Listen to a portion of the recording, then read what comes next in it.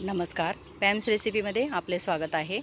पहा, सुंदर असं माझ्या गार्डनमध्ये अश्वगंधाचं रोप खूप असं बहरलेलं आहे आणि त्याला सुंदर अशा कळ्या आलेल्या आहेत। कळ्या मी दाखवीन तुम्हाला, कारण मी मागे सांगितलं होतं कळ्या आल्या की तुम्हाला दाखवेल। ह्या कळ्या आलेल्या आहेत आणि यातून आता फूल फुलल्यानंतर याला ह्या ठिकाणीच बी लागेल आणि ते बी लाल रंगाचे असे गोल गोल बटनसारखं असतं।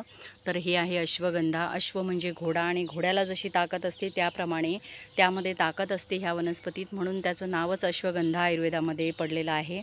अश्वगंधाची पावडर, अश्वगंधाची पानं कशी घ्यायची ही आयुर्वेदिक सल्ल्यानेच घ्या। मी एक मागे व्हिडिओ टाकलेला आहे की ह्या एका पानाचं, फक्त ह्या एक पानाचं तुम्ही काढा कसा करायचा तो देखील व्हिडिओ टाकलेला आहे। तर त्यामुळे आपल्याला खूप फ्रेश वाटतं आणि खूप ताकद येते, ताजेतवाने वाटते। तर हे अश्वगंधाचे रोप असे आपल्या कुंडीमध्ये लावू शकतात, गार्डनमध्ये लावू शकतात। जवळच्या नर्सरीतून आणा किंवा माझ्याकडे देखील उपलब्ध असते। तर बी लावले तरी देखील सुद्धा तुम्ही त्याचे रोप तयार करू शकतात।